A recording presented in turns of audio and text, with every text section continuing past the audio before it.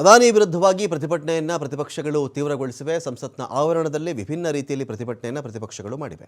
ಮೋದಿ ಅದಾನಿ ಏಕ್ ಹೇ, Adani safe ಹೇ. ಮೋದಿ ಅದಾನಿ ಏಕ್ ಹೇ, Adani safe ಹೇ ಹೀಗೆ ಬರೆದಿರುವ T shirt ಅನ್ನು ಧರಿಸಿಕೊಂಡು ಪ್ರತಿಭಟನೆ ಮಾಡಿದ್ದಾರೆ ನಾಯಕರು. ಮೋದಿ ಅದಾನಿ ಏಕ್ ಹೇ, ಅದಾನಿ ಸೇಫ್ ಹೇ. ಮೋದಿ ಮತ್ತು ಅದಾನಿ ಒಂದೇ, ಆ ಕಾರಣಕ್ಕೆ ಅದಾನಿ ಸೇಫ್ ಆಗಿದ್ದಾರೆ, ಸುರಕ್ಷಿತವಾಗಿದ್ದಾರೆ ಅಂತ ಅದರ ಟಿ ಶರ್ಟ್ ಮೇಲೆ ಈ ಬರಹವನ್ನು ಬರೆಸಿಕೊಂಡು ಬಂದು ಪ್ರತಿಭಟನೆ ಮಾಡಿದ್ದಾರೆ ನಾಯಕರು. ರಾಹುಲ್ ಗಾಂಧಿ, ಪ್ರಿಯಾಂಕಾ ಗಾಂಧಿ ಪ್ರತಿಭಟನೆಯಲ್ಲಿ ಭಾಗಿಯಾಗಿದ್ದಾರೆ.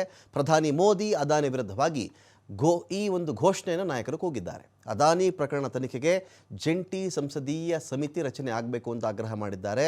ಅದಾನಿ ವಿರುದ್ಧವಾಗಿ ಮೋದಿ ತನಿಖೆ ಕೊಡಕ್ಕೆ ಸಾಧ್ಯನೇ ಇಲ್ಲ. ಎಂದೆಂದಿಗೂ ನರೇಂದ್ರ ಮೋದಿಯವರು ಅದಾನಿ ವಿರುದ್ಧ ಒಂದು ತನಿಖೆ ಕೊಡಬೇಕು ಅಂದರೆ ಅದು ಅವ್ರ ಕೈಲಿ ಸಾಧ್ಯವೇ ಇಲ್ಲ.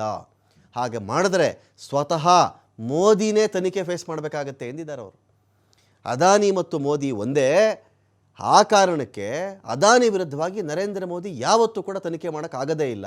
ಒಂದು ವೇಳೆ ಅದಾನಿ ಮೇಲೆ ತನಿಖೆ ಮಾಡೋಕ್ಕೆ ಆದೇಶವನ್ನು ಮಾಡಿದ್ರೆ ಖುದ್ದು ಮೋದಿಯವರ ಮೇಲೆ ಮೋದಿಯವರೇ ತನಿಖೆ ಮಾಡ್ಕೊಂಡಂತ ಆಗ್ಬಿಡುತ್ತೆ ಅದು. ಪ್ರಧಾನಿ ಮೋದಿ ವಿರುದ್ಧವಾಗಿ ರಾಹುಲ್ ಗಾಂಧಿ ವಾಗ್ದಾಳಿ ನಡೆಸಿದ್ದಾರೆ.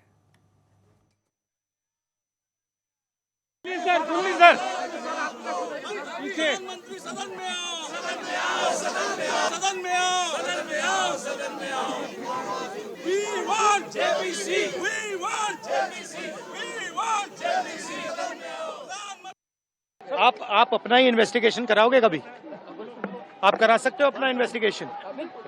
इसलिए नहीं होगा। मोदी जी अदानी जी का इन्वेस्टिगेशन नहीं करा सकते क्योंकि अगर वो कराएंगे तो वो अपना ही इन्वेस्टिगेशन कराएंगे। मोदी और अदानी एक है, एक है, दो नहीं है, एक है। तो आप अपना ही इन्वेस्टिगेशन कराओगे कभी? आप करा सकते हो अपना इन्वेस्टिगेशन?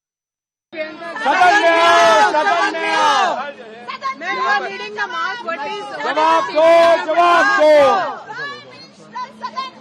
सदन में आओ, सदन में आओ। इस मुद्दे को लेकर पिछले काफी दिनों से प्रदर्शन हो रहा है। जवाब दो, जवाब दो। बंद करो, बंद करो।